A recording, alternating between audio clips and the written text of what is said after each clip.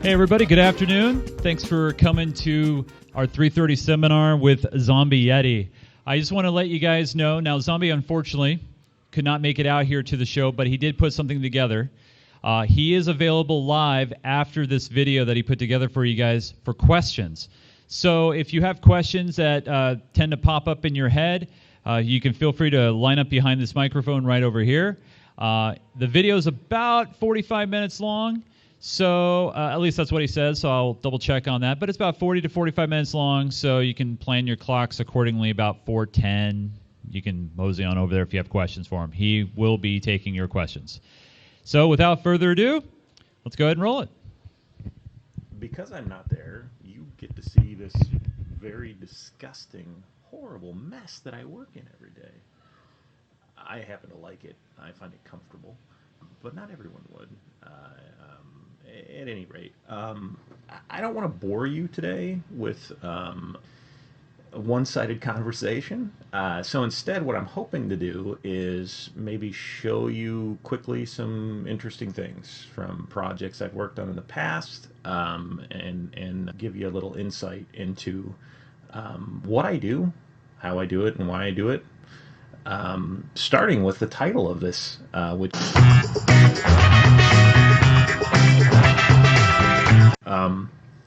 that comes from every teacher I've ever encountered in my life, up until now, thankfully. I was the doodler kid in class. I was a quiet observer until a certain age, and then I became just god-awful. My high school art teacher in particular hated me because I would not do still lifes of barns and dogs and things like that. My mother would ask me often why I wouldn't draw nice things.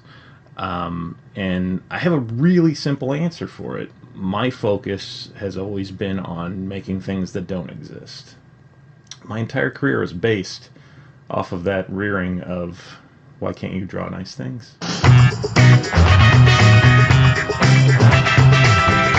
Let me show you a little bit about Ghostbusters. And I'll talk while I do it too. It's going to be great. Here's just the initial concepts for cabinets with a few little notes on them. And at this point, boy, I just wasn't trying very hard, apparently.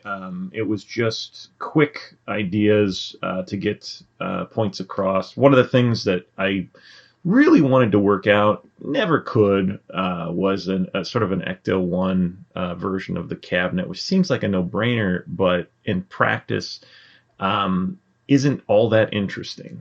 And I never went past early rough sketch phases. Another one would have been, more prominent. And again, these are just mock-ups of the gatekeeper and the keymaster, could have worked. And then the Stay Puft side originally was going to be really boring. Interesting to note. Here is something I don't think that's ever been seen, which was, again, a quick mock-up idea of perhaps including some references to the second film. What happened was the team really didn't like the second film. I guess I'm included in that. But I would have been fine with, Vigo and even the cheesy Statue of Liberty. Let me just explain my process on this one too, in regards to the backglass translite concepts. Is when you deal in licenses with human beings with different management, what you encounter is a very difficult bureaucracy of approvals. And so when we had the initial 4 characters approved, which was very late in the whole process because of the difficulty there, I kind of saw that coming, and so I had planned around it by setting up this vignetted approach so that we could use the same guys in all of them, because, for one thing, it was a rush timeline. But for another thing, I thought it would add some cohesion to all the packages. No one would feel like they got completely screwed out of anything good. And hopefully someone would find preferences that they were like, yeah, I like that one better than that one. But I don't hate them. They're all okay. So this was sort of after I had finished the Pro. I started sort of exploring, okay, what's the premium going to look like? What's, the LE going to look like? And so that's where this came from. And here's a little bit of the LE as I was starting to ink portions of it. And there's some things that I really like about these, and some things that I go, I might have done it a little differently now. But such is life. Real quick, here's the a pass on the sketch of the playfield, which actually did not change much. As a matter of fact, going back to the approval issue, that is why you see the backs of Ghostbusters as opposed to the fronts. Early version sketches I did have them facing you, but in hindsight, it actually works better this way. Everything points and builds up to Gozer in the city and Stay Puffed. It all worked out, all made sense. First pass it, ink on it, which in hindsight I now look at and go, wow, that was really bland looking. How could I ever assume that this was good or done? But thankfully, I think I fixed it in color, right? Maybe? I don't know. Here's the color sketch of the initial Pro backlash concept. As you can tell, the base idea of the palette I was going with was here, but it's very muddy. I hate doing color sketches because I end up using like multiplies and overlays, and then it looks like crap. Here is some more cabinet stuff. As a matter of fact, this might have been the first pass of the cabinet sketch. Main side Ecto 1 changed a bit. And that was at the request and guidance of Greg Ferreras. Now, obviously, this was just a sketch, but Greg had a really interesting idea. He said, hey, the top of this car has all this crap on it. It'd be nice if we could see it. And so I did a version where I took it and sort of tilted it and said, you know what, I think it could be even weirder. So I added a little bit of a fisheye, so to speak. I kind of pulled it, made it look a little different, and in the end, it was the right choice. Now I think moving forward, every franchise with a vehicle will be on the side at a similar angle, it appears. You can see where the Pro and Premium came from. Initially thinking I was going to have all the time in the world to complete this stuff. Each side was going to be different.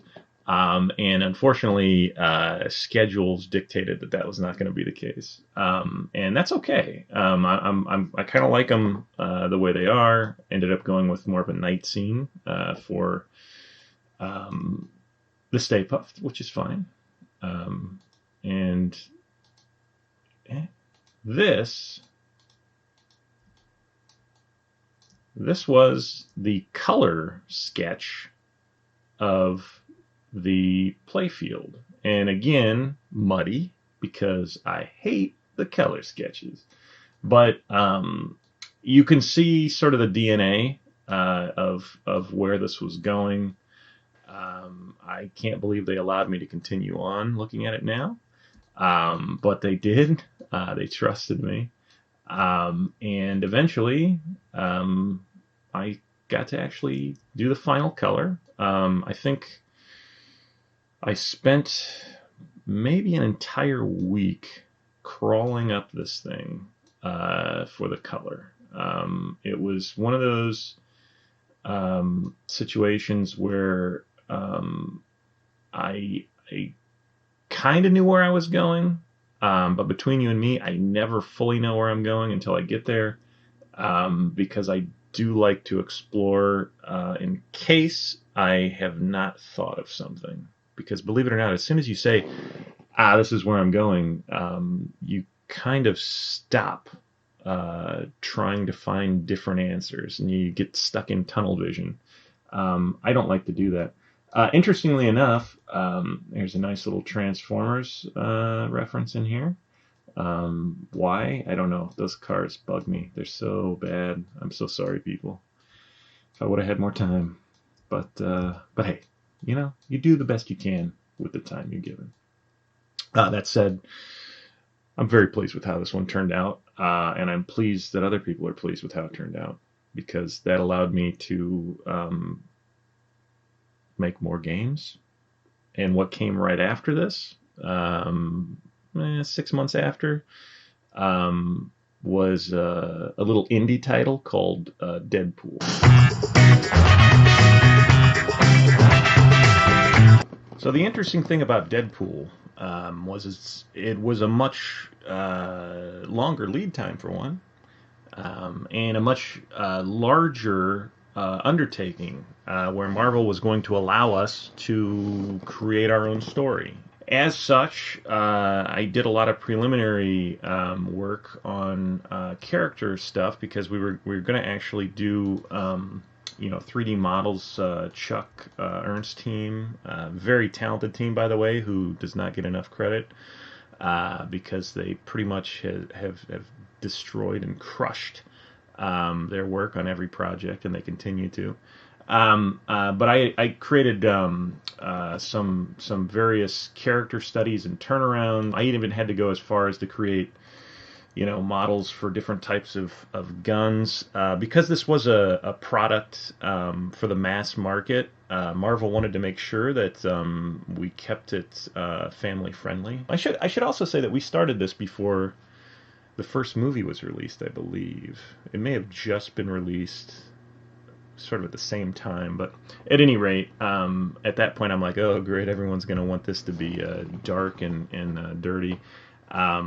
I remember the early days of Deadpool in the comics, because I was a nerd who read comics, still do, and it was, the comics code still existed, so it was not what it is now, and for better or worse, that's sort of where I drew a lot of stuff from in that regard. Various things that were going to be, toys that on the playfield that were never used, all kinds of stuff. I had a good time with it. This was something I had to do. Some Dazzler turnarounds, figuring out for the toys, all that good stuff. And my version of Little Deadpool, Little Bashpool, early on. We'll talk about the thousands of iterations of crappy sketches that I did for cabinets. And some of them were good ideas. Actually, I like this one quite a bit. I thought I could have had fun with this one. Of course, it was going to be focusing on the Kraken, and the Deadpool time travel that was taking place. Although this, I didn't have the front figured out and the side. I mean, come on, that's terrible. But what are you going to do? And this was going to be an unmasked version, because of course he's eating food. Interestingly enough, the Alien Premium Backlash and Translite did have a mask down version, and it's not good, in my opinion. It was better having the mask up. I mean, he's after food. I mean, he's eating. Anyway, here was another version of that.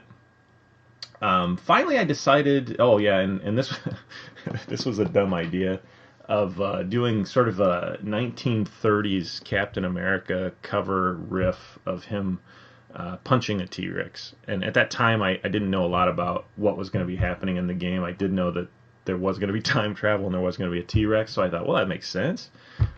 Which actually did lead to what this is close to what we got in the end. The thing I tried to do with the premium and LE cabinets on those was really play up the scale, pulling out those specific scenes from the game, which, by the way, at that time I had no idea how big they were going to be, but I thought, well, that's fun.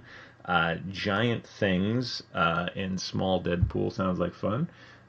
So I really just tried to play off the scale, because I do look at the cabinet sides as a very large canvas to play in. And so, whatever. This was one that actually I didn't hate either. This one I would have, I mean, again, back boxes, I had no idea where I was going with those. But the side could have been interesting if I could have worked it out. Obviously, this one, almost identical to what you got, minus I actually did work out a front and a back box. And of course, this was a pro version. And by the way, if you look at my sketches from Clarity, the less refined they are, the less confident I am in them. Anyway, moving on, this was pretty much what you got at the end. Eagle-eyed people will see that this back glass is not what you got. It's quite a bit different. And I shouldn't say quite a bit different, but there are differences. And I'll own up to these. So, Deadpool is punching someone in this, and that would be Abraham Lincoln. More to the point, Zombie Abraham Lincoln. There was a run in the comics, The Dead Presidents, that was actually written by Brian Posehn, who we got to do some writing on this. And you may have heard of him. He's a comedian. Anyway, I loved the idea. As a matter of fact, I think I've got Zombie Ronald Reagan and George Washington and Ben Franklin, who was not a president, by the way, but he was in that book. So I thought it was a good idea. Marvel actually thought it was a good idea for a time too, and it went pretty far. But then we had a presidential election in 2016 that was a little controversial. We say, maybe violence against presidents, maybe we should back off that. So here was another weird time travel idea that I had that went nowhere. But it was an idea, having Deadpool fighting himself. I thought, well, that could be fun. This was, I think, the Dirty Harry version of the Pro that I explored a little bit, which obviously later came into its own. Here we can see a little bit more of the Premium. Here is almost final LE side with color, which is my favorite. Although I look at it now and go, oh, what was I thinking? Here's ink from the Premium side, which I really like, actually just like this. Who needs color? This is perfect. It's not, but I liked it. Early on, before Chuck's team had decided on the 3D route, they had actually been working on some 2D animated work. And my major was animation, so I jumped at the chance to play around a little bit. So here's a few pieces I did that are actually put together. I've got a lot of sketches that never went anywhere, but of the body of a T-Rex running and the head nipping and chomping, which would have been avoided by this little bit of wacky Deadpool run and hop. This, just to prove a point, was just a snippet of an early sketch of the playfield based off of the original design. And this was the first bit that I did on the playfield George sent. I had gone in, we had talked, and George had this idea for a giant Deadpool in the middle with sword hilts for the rams. And I thought, well, that's actually pretty fascinating. The scale of it is different than I was thinking at the time. Obviously, as you saw in the last one, I'm like, oh, I love that. And so I came up with a general idea of sort of, him reaching back and then we vignette some of the other main players in the front, sort of thinking along the lines of comic book cover, sort of how they do some weird dynamics. I'm not a comic book artist, but that's what got me into art. So, by all respects, I have a love for it, and I tried to parlay that as best I could. So here's the initial playfield sketch on George's playfield. You can see a lot of stuff that carried over. This was real close. There were some changes. I don't think I ever got my little mini Deadpool on a shuriken. Darn it. But a lot of stuff is there that you'll see in the final. You can see sort of how I pieced areas together.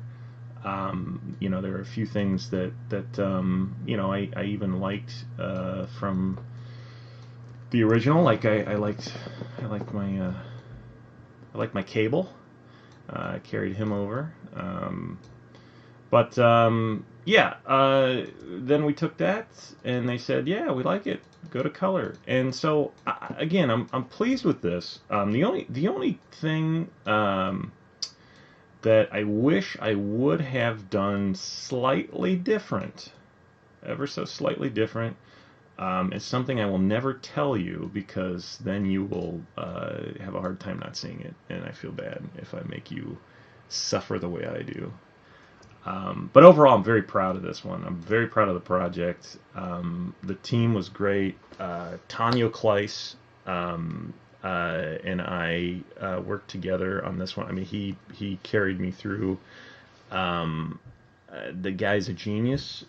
He's doing a great job with the code. There's no question. Obviously, working with George was fantastic. I mean, George is the guy who's hired me ever since the days of Ghostbusters, and I get along well with George. I like George quite a bit. I consider him a friend, and so getting to work on this, even though the ride to get there, which I've left out for a reason, everyone knows, but the ride to get there wasn't the smoothest. But I think in the end, what everyone got was much better than it would have been had it gone the way it was originally.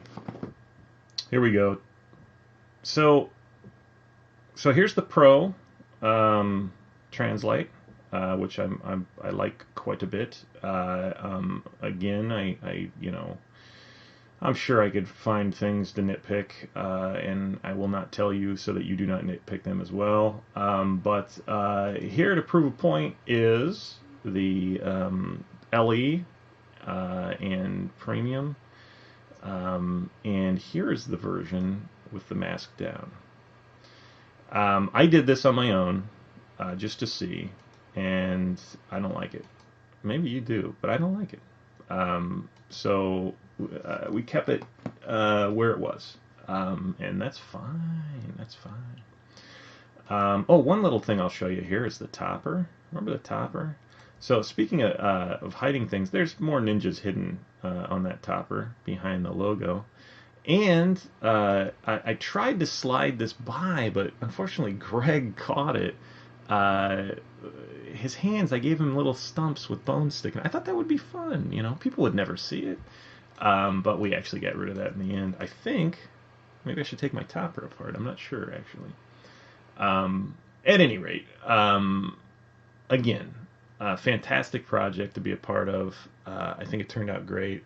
It's my favorite playing game at this moment in time, because I'm getting good at it.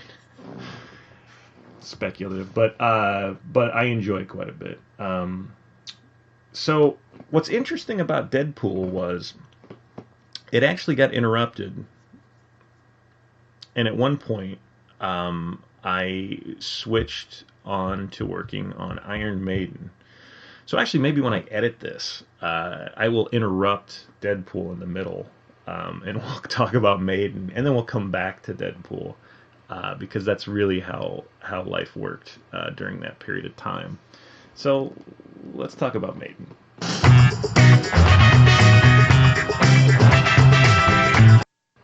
So Iron Maiden. Um, I was asked, approached by this young little lad walking around stern, all bright-eyed, by the name of Keith Elwin. I think he's older than me, actually. He looks young though, very fit, strong man. Never arm wrestled him though.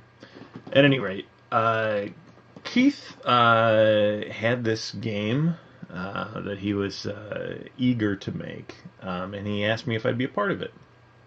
And it just so happened I had a gap as Deadpool was put on hiatus, hold, whatever. And so I jumped at the chance to work with Keith, and I gotta say, Keith made the entire project effortless. That guy is smart.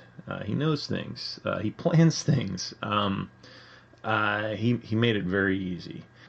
So one of the first things I did for Iron Maiden was this horrible, horrible sketch of the Beast and Eddie that just now I look at it and I cringe, but that's true of everything. So it was basically just to get buy-in. I had actually worked with the licensor before on a limited edition print for San Diego Comic-Con in, I don't know, 2000 something, 16? I don't know, whatever. So they were familiar with me, and we had a good working relationship. And so I just kind of threw this at them, and they were like, "Yes, we will do that. You can work on it." Thankfully, they also gave me time to rework on it. So here's one of the first concepts for the Pro, and you'll notice a lot of differences and a lot of things that just could not be worked out. Compositional changes that got fixed later. The whole concept of Eddie in the asylum with, like, trinkets or callbacks to other albums and other Eddies and stuff like that. I could never quite work it out. I did try though. I actually did try. I even inked some of it, I think. Premium idea was pretty solid from the start. Keith and I had discussed wanting to do, this somewhere in time sort of vibe, and at the same time, the licensor had been working on the Legacy of the Beast comic, and had this entire sort of somewhere in time Egyptian thing going on that was, gave me a lot to draw from. So obviously, here's where the Pro went. This was a much better Pro than what you would have had, which is how the process works in pinball, I might add. The idea is you don't get crap. We keep working on it till we get it right. Here is Ellie concept with a dash of color. This also stuck from the start. There wasn't a lot to do on this one. They liked the idea. Compositionally, everything was pretty good. Here's that inked bit of early version of the Pro I did that I just couldn't quite get to work, and so we abandoned ship. And then here's ink and color on the side, final side for the premium, which I really like. Really proud of that one. The LE side also really liked, really proud of, and in the time frame that I was able to accomplish everything, I'm very proud of the work, and being a part of Keith Elwin's first game with Stern. Looking forward to seeing what that guy does next. P.S. I know Anyway, so this was the pro back class, and the idea here was just to introduce as many cool eddies as possible in an interesting composition. Also throw the beast in there because, well, he's kind of cool looking. And then they asked for Claire to be on these as well because she's part of the legacy of the beast. Premium. This was the ink. So I only show this because one of the things I did on this, because the time frame was so quick, was as I inked, as I would finish a character or a section, I would go ahead and put in sort of value controls on how the base of light and shadow I would probably end up using, how I would be lighting these. And what I basically used those for was so I could select them and then replace them with color later on, because I knew, well, for one thing, if you working on value and color, when you work it all at once, like even the best painters do value studies, and they actually will lay down, the masters used to lay down value first, and then they would tone color over it. And so, I had an animation teacher once tell me that you can't whistle and chew gum at the same time. I don't know, something stupid, but essentially the concept is here as well. If you're working value and color at the same time, you're juggling two things at once, and no doubt you're going to be susceptible to make some decision that's maybe less than correct. Now, what those are all theories that no one cares about, but what I like to see, this is horrible value, I might add.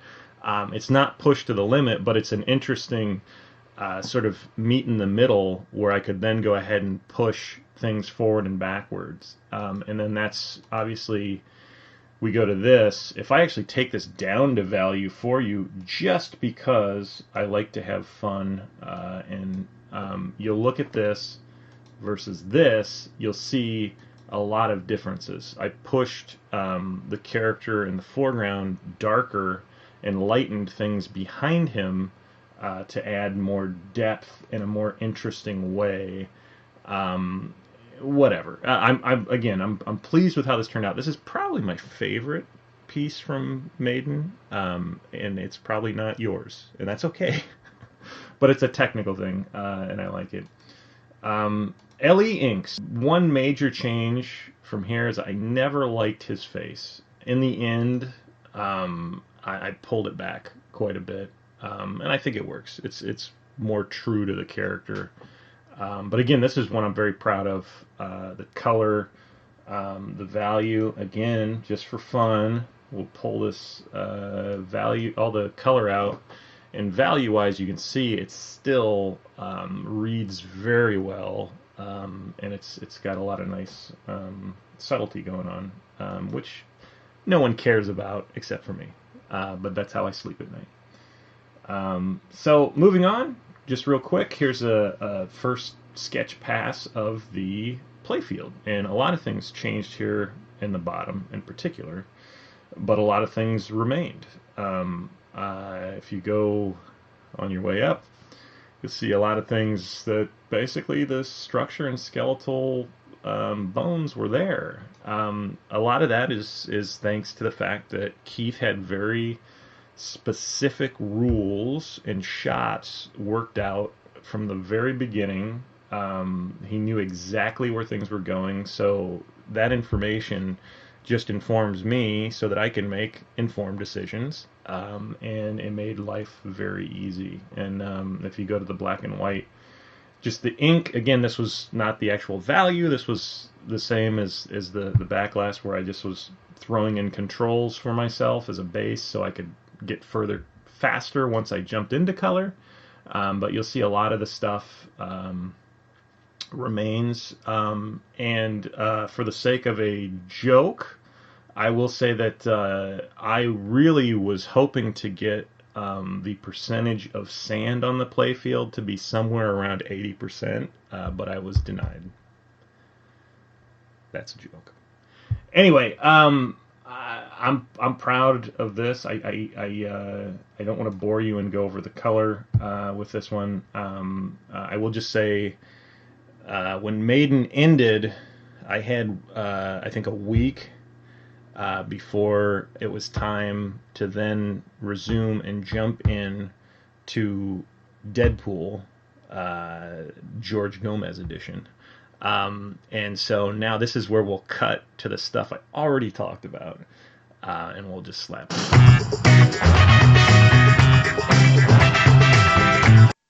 So that leaves us with Primus. Primus was sort of a cathartic experience for me. I told you my art teacher hated me in high school. So when I was in high school, I was a big Primus fan. Fell in love with them very early on. To think that I would ever do anything with them in life is sort of strange looking back now. But I was fortunate enough to be introduced to their then art director, an artist by the name of Zoltron, who, if you don't know, look him up. Chances are you do know him, though. And Zoltron and I got along great. This was 10 years ago, I think we were introduced. And I still had a day job and was not doing illustration for a living. But he helped make that happen serendipitously. And one of the first jobs that I got with him, circa 2011, so not quite 10 years ago, was a Primus gig poster. And man, I said, I'm not going to fail on this. I put a lot of time into it. Really proud with how it came out, and that sort of put me on the map in the gig poster world. People responded, people liked it, and I was asked to do more, and that continues to this day. I think I'm not as available because the pinball work takes some time, but I try to make myself available. If any of you are bands that I like. Anyway, so what happened was after Maiden released, literally the week Maiden released, I was contacted by someone from Primus Management, and they were like, "Man, that's awesome! Like, it'd be so great to do a Primus pinball machine," which I had actually been pitching way back in the days of J-pop. As a matter of fact, I was working with J-pop when I did my first Primus poster. He has, I think, one of the variants. I have one copy myself, by the way. I was dumb because I was so excited. I sold them all, and the ones that I didn't, that I held back, I gave away because I was just happy that I made it and was proud of it. At any rate, I always thought Primus would be great for pinball. Having said that, what ended up happening was I put them in touch with Stern, and between management and Stern, they all decided on a direction. Les wanted to do like a throwback, which ended up going with Wo Nelly, which actually I was very excited about for a number of reasons. One, I actually really enjoy that game. It's a different type of game than everything that comes out now that we play. I ended up contacting Zoltron, and I said, Zoltron, they want to make a Primus machine. I want you and I to work on a machine for Primus. And he said, no, I don't have time. And I said, yes, you do. So he ended up coming in as sort of a art director way where I would sort of pass ideas by him. And the good thing about working with him is we have similar trains of thought. So, it was fairly effortless. Because he was involved, I ended up taking a slightly different approach. If you know anything about Primus, you know anything about Les Claypool, their lead singer, he used to do a lot of clay sculptures, weird clay sculptures, and everything's very tactile. He doesn't like clean stuff, and I don't know if you know this or not, but I tend to do a lot of clean stuff, and I like clean stuff. So I had to find sort of a somewhere to meet in the middle, and I think I did. The pitch from Les to us when we asked him what he wanted to do thematically for this pin was something along the lines of, and forgive me for my impression, I don't know, man, some sort of frizzle fry acid trip. That's sort of where we started. And everything that I tried to focus on and Zoltron focused on was taking the core of their, sort of glory days and compiling it into something. Well, the way we looked at it was like Charlie and the Chocolate Factory boat ride trip from hell. I had, I think, roughly a week to turn around sketches. Between the two of us, bouncing ideas back and forth, by the end of that week, the ugliest, roughest sketches you've ever seen in your life existed. The playfield, again, drawing from sort of iconic things that had existed and creating our own, knowing that, Les didn't want us to create anything that didn't instantly read or be recognizable. But he was very, very supportive, very accommodating. I actually used Les's original Skeeter sketches as the base for creating the cabinet front Skeeters, and they also appear on plastics on the playfield. Because of the time frame, I actually did something I've never done before, which was I started on the playfield first. The playfield was finished first. The playfield is strange. One of the things I wanted to try because I knew this wasn't a studio release, was I tried to hide a lot of the communication, a lot of the scoring.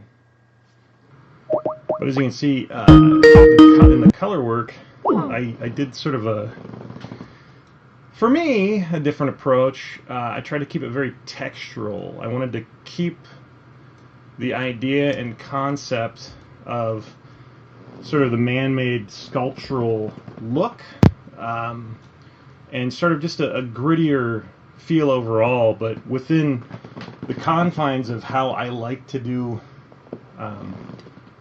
bright, colorful pieces.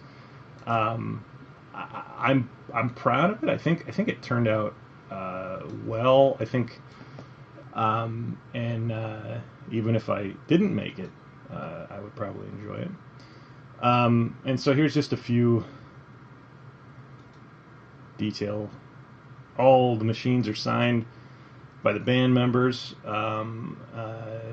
They're all obviously numbered, limited run. So you think you can play pinball, eh? Welcome to this world. Player one.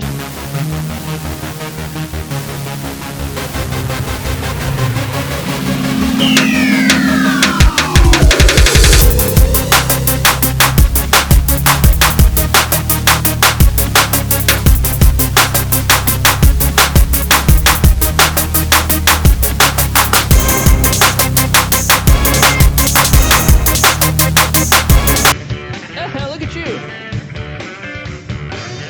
Now you're working it. This time they might take him away. Hot diggity dog. Flippity flip, flip, flippity flip, flip. Look at that boy go. Adios, pal. So that's it. I apologize for wasting a bit of your time, but I appreciate sincerely the opportunities that your support has given me, and I want to thank everyone at Stern Pinball for all the opportunities, and as long as you guys keep allowing me to do it, hopefully eventually I'll get good at it. I can hear the sounds of laughter. Could it be they're laughing at me? I can hear the roar of thunder. I'm mad. I'm deranged, I see.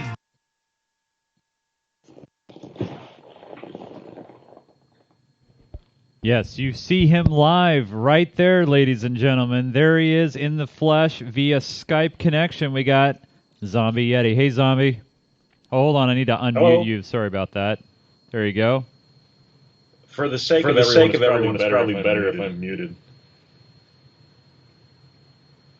We got a little bit of a feedback here. Uh-oh. Is that on me? Oh, yeah, yeah. You might want to. Do you have the stream still going? You might need to. I don't believe so. All right. Although. Wait, I think we got it. Oh, okay, good. All right. So if anybody has any questions for Zombie, please go ahead and step right up to the microphone there in the audience, off to the side there. We did have quite an audience here, Zombie, watching. However, I don't know if anybody has any questions. I'm sorry. Oh, wait, we do. I think we do. All right, let me turn on your mic there, and go ahead and ask your question.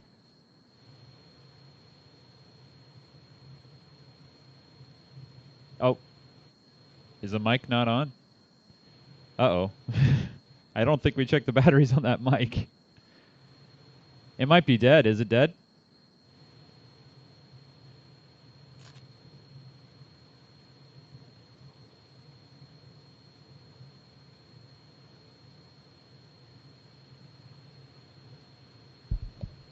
All right, I'm going to get another mic set up. Hold on one second.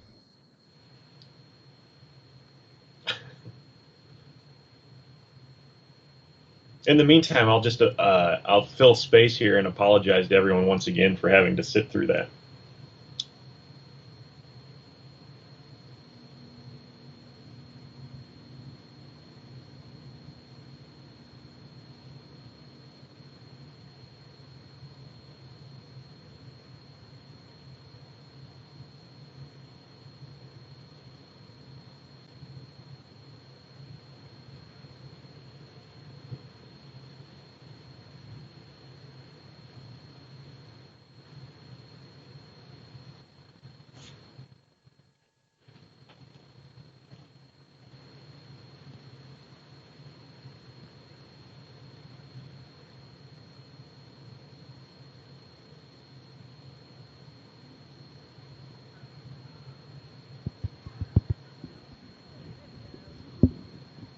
All right, we now have fresh batteries in the mic.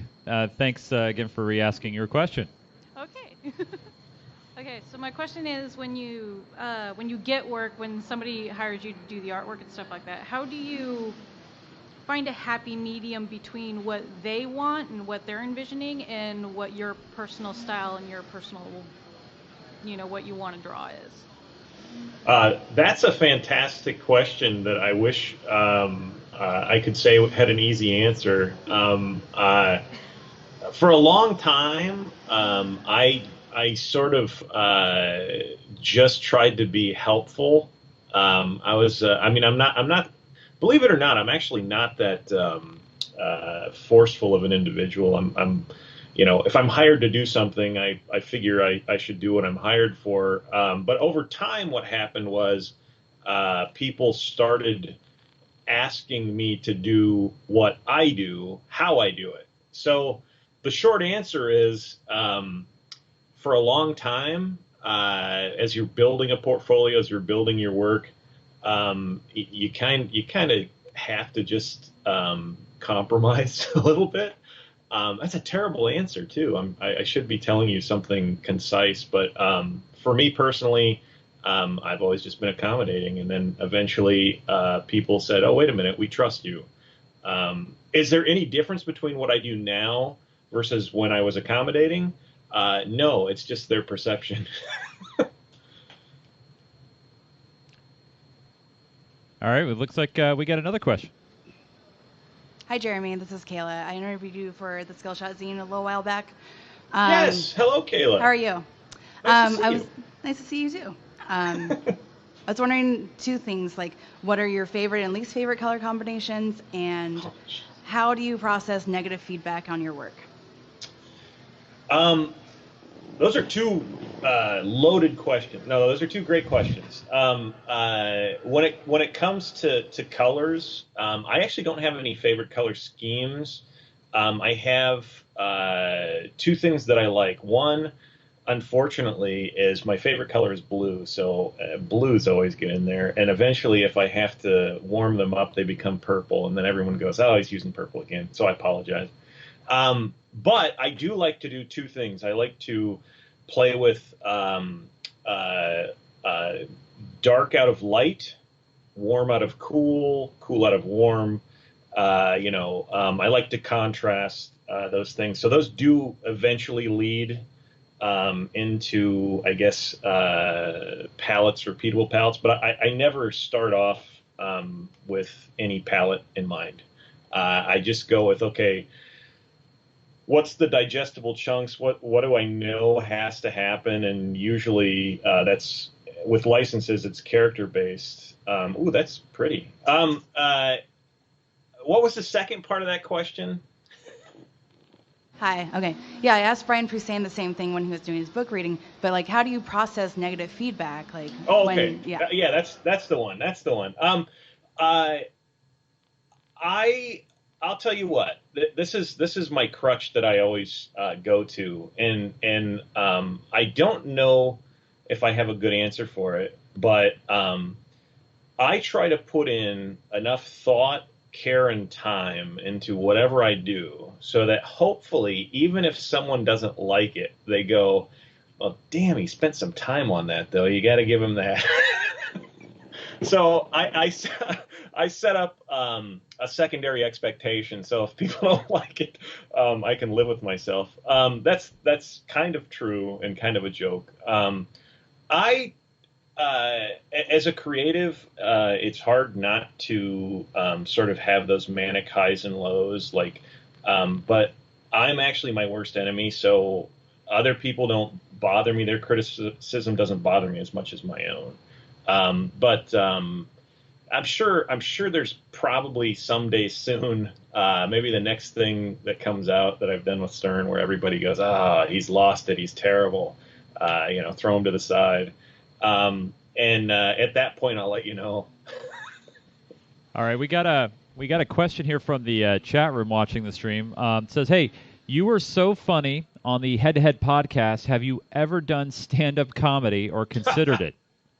No, no, no, no, no, no, no, no, no. You just watched 45 minutes of edited material, and that's bad. Like, I tried to be really, really on my best behavior. No, I deal with life. I think finding things that are funny and using that as a focus versus looking for things to complain about allows me not to be miserable.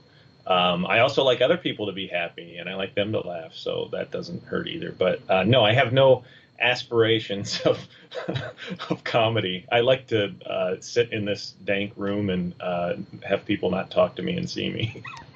Hey, Zombie, this is a question from us here up in the booth. Talk a little bit about the Northwest Pinball and Arcade Show poster and some of the thoughts and feelings behind the creation of that. Yeah, well, it's interesting. I had a very rough year last year from a personal standpoint, and I had a lot of people, special people in my life that passed unexpectedly, and I'm 42 years old, and I've not had to deal with a lot of that stuff in my life, so it was very strange. And what happened was, I had been on Iron Maiden, into Deadpool, into Primus from January till end of August. And I think when I was contacted about the poster and started it, I think I started concepts maybe in like October, November time. I can't remember. It was somewhere around there. And at the same time, I had a few other things of sort of that same nature that I was supposed to do, and so my headspace was very foreign. It was very I was sort of I went from being completely floored and wiped out, burnout, to sort of this weird emotional state where I started going back to thinking of my childhood quite a bit, and thinking of things that, memories of people and memories of events in my life. And what happened was two things. One, I played a boatload. I'm being nice. A boatload. It's a family event. A boatload of Golden Axe and Paragon. And I said, son of a gun, these two things are like chocolate and peanut butter. And I sort of started playing from there. One of the things I like to do is I like to focus close and on freeze frames of sort of events or actions or things that I, again, in real life, maybe you don't see in the same space or at the same time and whatever. So I just kind of dealt with, I guess, some stuff by going back in time and pretending that I was a kid again. And I just wanted to make something that was fun and joyous and sort of fed that fantasy vibe that I think all good gaming and art that I grew up on did, that I don't see a lot anymore. And by the way, I don't think I'm good at it. But I wanted to try my hand at it, and I thought it was a great opportunity to do that. That's awesome. Thank you. Last chance for just maybe one more question. So I love the Ghostbuster game, and I was wondering if you knew that the new Ghostbusters movie was coming out while you were working on it, and if there was any talk about putting any characters from the new Ghostbusters in the game, or a future game even. That's a great question, and actually, we found out shortly after we started that was coming. I personally planned and expected there to maybe at least be one package or variation where we explored that, and the lead on that one at the time, he who shall not be named,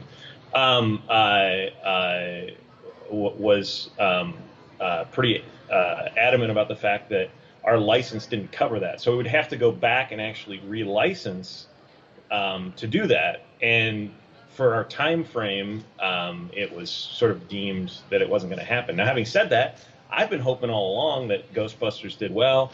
I was hoping they'd come back and be like, "Hey, let's do like a vault or something," and we revisit. I don't know. I mean, I'm all for continuing in that space. I look at Ghostbusters now and the work I did on it, and I cringe, and then I also glitch out on the screen. I don't know if you guys see. Sorry. All right. Well, hey, Zombie, it's been great having you here at the Northwest Pinball and Arcade Show. We know we couldn't make it out here, but we love seeing you on the screen. We loved your video. Hey, audience, let's give him a round of applause. He can hear that. Thank you very much, Zombie. Thanks to all of you. Thanks for having me do the show poster, having me out virtually, I guess, in this case. But, giving me a chance to say anything. I just appreciate being able to do the work, and I hope people continue to appreciate the work. Well, we definitely do. Absolutely. Thank you very much, man. Really do appreciate it. Thank you. All right. That was have fun, everyone. Yeah, see ya. Yeah. That was Zombie Yeti, everybody. Zombie Yeti here at the Northwest Pinball and Arcade Show. Our next seminar will be happening here at 5 o'clock, and that's going to be with Ed Freeze, Fun with Bronze Age Arcade Machines. We hope to see you back here in 30 minutes. Thank you, everybody.